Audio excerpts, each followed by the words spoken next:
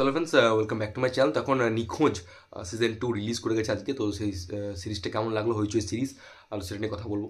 তো ফার্স্টে রিকোয়েস্ট থাকবে যে ভিডিওটি যদি ভালো লাগে থাকে চ্যানেলটাকে প্লিজ সাবস্ক্রাইব করে দেবেন, আর ভিডিও ভালো শেয়ারও করে দেবেন, লাইকও করে দেবেন। আচ্ছা, নিখোঁজ সিরিজটার যে ফার্স্ট সিজন টেস্ট ছিল সেটা আই থিঙ্ক আজ থেকে 1 বছর আগে এসেছিলো, 1-2 বছর আগে এসেছিলো। এবং হইচইয়ের এই জিনিসটা আমার পার্সোনালি পছন্দ নয়, বিকজ একটা সিজন আমি সিরিজের একটা সিজন আমি দেখে নিয়েছি অনেক দিন আগে, দিন আগে, অনেক মাস আগে। এবং সেইটা যখন কন্টিনিউ হচ্ছে 2 বছর পর, তো আমার তো সেই গল্পটা থেকে কানেকশনটাই বিচ্ছিন্ন হয়ে গেছে। এবং যেহেতু একই গল্পের কন্টিনিউশন, তো সেইটা একটু হইচই করা এবং হটস্টারও করছিল যে কতগুলো এপিসোড রিলিজ করতো। এই জিনিসটা আমার পার্সোনালি পছন্দ নয়, কারণ একটা ফ্লো ব্রেক করে যায়। তো ওই গল্পটার সাথে নতুনভাবে জুড়তে টাইম লাগে। তো গল্পটাকে আমার মনেও খুব একটা বেশি বিকজ অনেকগুলো কন্টেন্ট দেখতে হয়, তো সেখানে মাথা থেকে অনেকটা বেরিয়ে যায়। এবং যেহেতু এটা কি, যেমন পাতাল লোকের সিজন 2 আসছে, তো পাতাল লোকের সিজন 1 গল্পটা কিন্তু শেষ, সিজন 2তে নতুন একটা কেস হচ্ছে, ঠিক আছে? তো সেইটা একটা আলাদা ব্যাপার, সেই জিনিসটা ভালো, সেই জিনিসটা হওয়া উচিত। সিজন 2 নতুন সিজনে নতুন গল্প থাকবে। বাট এইখানে কী হচ্ছে যে ওই গল্পটা, এবং যেটা এখানে ফার্স্ট সিজনটা নিখোঁজের শেষও হয়েছিল, সেটা প্রচণ্ড স্যাটিসফ্যাক্টরি জায়গায় শেষও হয়নি আমার মনে হয়েছিল। ওটা আমার একটা ক্রিটিসিজম পয়েন্ট ছিল যে সেই জায়গাটা শেষও হয়নি, জায়গাটা শেষটা ভালো হতে পারতো। এমন জায়গায় শেষ করেছে অ্যাব্রাপ্টলি, যে সেকেন্ড সিজনটা গল্পটা না দেখলে গল্পটা পুরো ফিনিশ হচ্ছে না।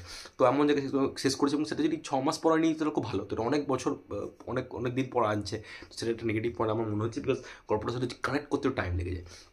যাই হোক, করেছে তো কিছু করার নেই। আমার এই সিরিজটা দেখার একমাত্র যেটা কারণে আমি বলবো সেটা হচ্ছে স্বস্তিকা মুখোপাধ্যায়। বিকজ স্বস্তিকা মুখোপাধ্যায় দারুণ একজন অভিনেত্রী, খুব পাওয়ারফুল একজন অভিনেত্রী, এবং এখানে তার পারফরমেন্সও খুব পাওয়ারফুল একটা পারফরমেন্স দিয়েছে।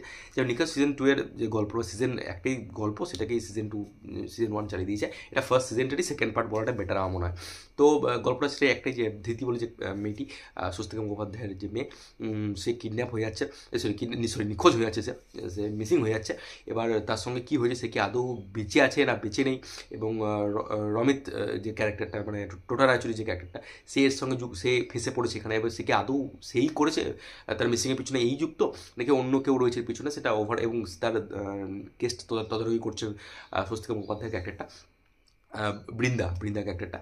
তো দেখা যাক সেটা কীরকম হয় না। সেটা দেখতে গেলে আপনাকে 8 এপিসোডের এই সিরিজটা হইচই থেকে দেখে নিতে হবে। মোটামুটি আপনি যদি 3.5 ঘন্টা থেকে 3 ঘন্টা সময় ব্যয় করেন, তাহলে আপনার এই সিরিজটা দেখা কমপ্লিট হয়ে যাবে। মোটামুটি 20 মিনিট থেকে 25 মিনিট অ্যাভারেজ রান টাইম হবে প্রত্যেকটা এপিসোড। তো এটা ছিল আমার ওভারঅল এটা গল্পর এটা। এবারে এই সিরিজের ফার্স্ট পজিটিভ পয়েন্ট যদি বলতে পারে, আমি বলবো এই সিরিজের ফার্স্ট পজিটিভ পয়েন্ট হচ্ছে এই সিরিজের পারফরমেন্সেস। বিশেষ করে স্বস্তিকা মুখোপাধ্যায়ের কথা আমি বলতে হবে। স্বস্তিকা মুখোপাধ্যায় এখানে যে অনবদ্য পারফরমেন্স দিয়েছে, তিনি প্রচুর মায়ের চরিত্র করে নিয়েছেন, প্রচুর মা করেছে। হইচইতে অনেকগুলো মায়ের চরিত্র করে নিয়েছে সে, বিজয়া বলি, এটা বলি। তো মায়ের চরিত্র সে প্রচুর করে নিয়েছে, বাট তা সত্ত্বেও তার পারফরমেন্সের মধ্যে কিন্তু একটা ভ্যারাইটি আপনি লক্ষ্য করতে পারবেন। বিকজ এইখানের যে পারফরমেন্সটা, পুলিশ অফিসার ডিএসপি, সে নিজের মেয়েকে পাচ্ছে না, তো তার ভিতরকার যে কী বলো ভালনারেবিলিটিটা, যে মেয়েকে পাচ্ছে না, ভিতরে যে দুর্বলতা, যে মেয়ের কী হয়েছে, প্লাস আপনাকে কেসটাকেও দেখতে হচ্ছে, তাদের পিছনে স্ট্রংও থাকতে হচ্ছে তার সামনে। সো ওই পারফরমেন্সটা দেখানোটা কিন্তু খুব মুশকিল, এবং সেটা কিন্তু স্বস্তিকা মুখোপাধ্যায় খুব ভালোভাবে হ্যান্ডেল করতে পেরেছেন। খুব ভালো একটা পারফরমেন্স দিয়েছে তিনি। বিশেষ করে একটা ব্রেকআউটের সিন আছে, তো ইমোশনাল ব্রেকআউটের যে সিনগুলো, সেগুলো তো দুর্দান্ত পারফরমেন্স দিয়েছেন ইমোশনাল ব্রেকডাউনের সিনগুলোতে। এবং যেগুলোতে খুব খুব স্ট্রং পাওয়ারফুল একটা অ্যাক্টিং করতে হচ্ছে, ইন্ট্রোডাকশন সিন বলি বা অন্য কোনো কেসে এই করা সিন বলি, তো সেখানে কিন্তু তার পারফরমেন্স, বিশেষ করে ক্লাইম্যাক্সের দিকে একটা সিন আছে যেখানে একটা মেয়ের সাথে ইন্ট্রোডাকশন চলছে, সেখানে ওর যে ভিতরকার যে কী বলবো, ওই যে রাগটা, ভিতরকার যে ওই যাক আমি সেটা বলতে জানি কী হয়েছে না হয়েছে, তো সেই জিনিসটা আমি দেখতে পাবো না। একটা ক্যারেক্টার, একটা চরিত্র, অভিনেতা কাজ হয়েছে চরিত্রটাকে ফুটিয়ে তোলা, যাতে অডিয়েন্স ওই চরিত্রের সাথে কানেক্ট করতে পারে। তো এখানে স্বস্তিকা মুখোপাধ্যায় কিন্তু সেটা করতে সক্ষম হয়েছে, তাই বলবো। পারফরমেন্স খুব ভালো হয়েছে স্বস্তিকা মুখোপাধ্যায়ের, আউটস্ট্যান্ডিং পারফরমেন্স। এবং তার সাথে টোটা রায়চৌধুরী যে পারফরমেন্সটা দিয়েছে, সেটাও কিন্তু সেটা খুব ভালো পারফরমেন্স দিয়েছে। ইমোশনাল সিনে তার পারফরমেন্স বেশ ভালো, অন্য আদার সিনে তার পারফরমেন্স কিন্তু বেশ ভালো। সিজন 1 ছিল, সিজন 2 ছিল টোটা রায়চৌধুরীর পারফরমেন্স বেশ ভালো।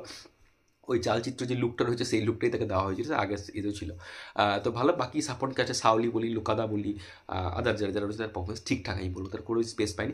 রজতাভ দত্তটা ছোটো কী বলে এক্সটেন্ডেড গেস্ট অ্যাপিয়ারেন্স আমি বলবো, তার পারফরমেন্স ঠিকঠাক। পর্ণ বন্দ্যোপাধ্যায় ক্যারেক্টারটা আমার একটা ক্রিটিসিজম রয়েছে, সেখানে এই ক্যারেক্টারটা ঝলক দেখানো হয়েছিল সিজন 1 শেষের দিকে গিয়ে, বাট সিজন 2 সেই ক্যারেক্টারটা পুরোপুরিভাবে মিসিং, আপনি দেখতেই মানে একবার জাস্ট একটু তো সিজন 1 জিনিসটাই ঝলকটা দেখিয়ে দিয়েছে।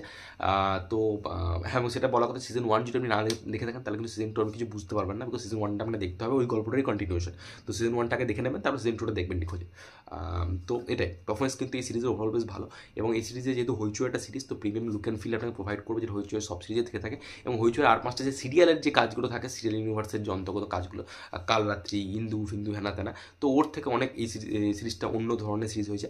অন্য ধরনের কি গল্পটা আমি বলবো যে বিশাল আহামরি গল্প, বাট এই গল্পটাকে যেভাবে দেখিয়েছে, যে স্ক্রিন পেটা দিয়েছে, স্ক্রিন পেটার মধ্যেও খুব একটা বেশি কিছু ইউনিক ব্যাপার নেই, বাট গল্পর যে ট্রিটমেন্টটা সেটা আমার ভালো লেগেছে, বিশেষ করে ক্লাইম্যাক্সের দিকে যেতে যেতে আমি এটা বলবো স্ক্রিন প্লে লেভেলে যে ক্লাইম্যাক্স ইন দ্য সেন্স কি মানে মোটামুটি প্রায় 2 ঘন্টার মতো হয়ে যাওয়ার পর এই সিরিজের পরপর কিছু রিভিলেশন হতে থাকে, টুইস্ট অ্যান্ড টার্নস পরের পর আসতে থাকে, লাস্টের দিকে যেতে যেতে লাস্ট এপিসোড আগে এপিসোডে টুইস্ট অ্যান্ড টার্নস আসতেই থাকে, লাস্ট এপিসোড আছে।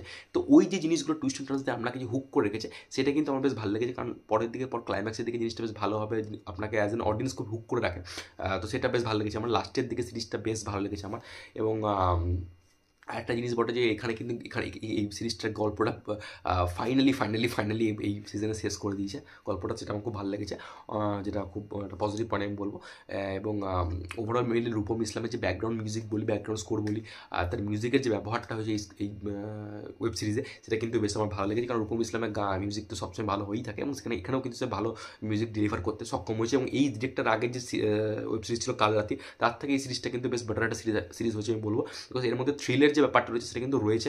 ইনভেস্টিগেশন প্রসেসটা সেটা একটু কোথাও নেগেটিভ পয়েন্টে আমি বলবো যে ইনভেস্টিগেশন প্রসেসটা একটু কোথাও মাঝে গিয়ে ড্র্যাগ মনে হতে পারে না, ইনভেস্টিগেশন প্রসেসটা এমনিতেই ড্র্যাগ, বাট তা সত্ত্বেও মানে যত আপনি ক্লাইম্যাক্সের দিকে যাবেন তত যে টুইস্ট অ্যান্ড টার্নসগুলো দেওয়ার ফলে কী হয়, অডিয়েন্সকে আপনি হুক করে নিতে সক্ষম হয়েছে, বিকজ অনেকগুলো রয়েছে টুইস্ট অ্যান্ড টার্নস, সেটা বেশ ভালো। এবং এমন নয় যে ক্লাইম্যাক্সটা না আগে কখনো দেখেননি, বাট এখানে যেভাবে দেখিয়েছে সেটা কিন্তু আপনার মানে হইচোর যে অডিয়েন্স তাদের কিন্তু বেশ ভালো লাগবে, এটা আমার মনে হয়েছে।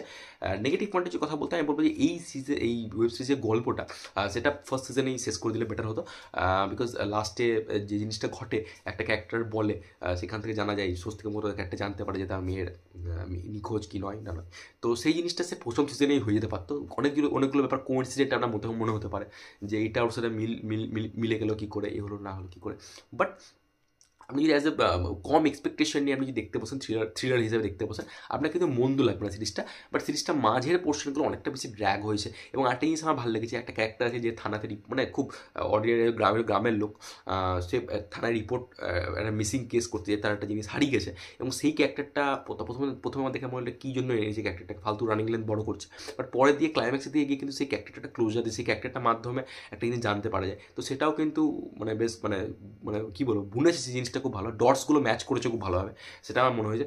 মানে নেগেটিভ আমি একটাই বলবো, সেটা হচ্ছে যে একটু বড় হয়ে গেছে সিরিজটা, রানিং লেন্থটা বেশ বড় হয়ে গেছে, ড্র্যাগ মনে হয়, এবং এই সিরিজের গল্পটা অনেস্টলি স্পিকিং প্রথম সিজনে শেষ করে দিলে এমন কিছু হতো না, সেকেন্ড সিজনে গল্পটা টানার মতো কিছু ছিল। রজতাভ দত্ত ক্যারেক্টারটা বেটারভাবে লেখা যেতে পারতো বলে আমার মনে হচ্ছে, ক্যারেক্টারটাকে জাস্ট আনতে হয় বলে এনেছে, ক্যারেক্টারটা গল্পে খুব একটা এমন কিচ্ছু ভূমিকা নেই, ওটা রজতাভ দত্ত জায়গায় এমনি যে কেউ প্লে করে দিতে পারতো, এবং রজতাভ দত্ত যখন নিচে তখন ভালো ক্যারেক্টার থেকে দেওয়া হতে পারতো, বলে তার ক্যারেক্টারকে জাস্টিফাই মনে হয়নি, স্বস্তিকা মুখোপাধ্যায় বাদে কোনো ক্যারেক্টারকে আমি জাস্টিফাই মনে হয়নি, সেটা হলে মনে হয় ভালো হতো। টোটাল অ্যাকচুয়ালি ক্যারেক্টারটা একটু জাস্টিফাইড বটে, বাট আদারওয়াইজ বাকি সেটা নয় মনে হয়েছে আমার, বাট আদারওয়াইজ থ্রিলের পোর্শনটা ভালো, বাট মাঝখানে আপনাকে একটু ওয়েট করতে হবে, আপনাকে একটু ধৈর্য ধরে দেখতে হবে, মাঝখানে যে পোর্শনটা ইনভেস্টিগেশন প্রসেসটা সেটা এদিকে ঘুরছে একটু একজনকে ফাঁসাচ্ছে করছে, তো সেইটা একটু আপনাকে টাইম দিতে হবে, বাট যখন আপনি শেষের দিকে পৌঁছতে থাকবেন ধীরে ধীরে আপনি কিছু unexpected twist and turns expect করতে পারেন, সেটা হবে, এবং সেটা আপনার কিন্তু মজা দিতে সক্ষম হবে বলে আমার মনে হয়েছে। আমার সিরিজটা মোটামুটি ডিসেন্ট একটা সিরিজ লেগেছে, one time watch series definitely,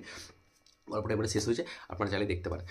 এটা ছিল ওভারঅল টেক বিজয়া ওয়েব সিরিজটা সিজন 2 এর সিরিজটাকে নিয়ে, আপনাদের কেমন লেগেছে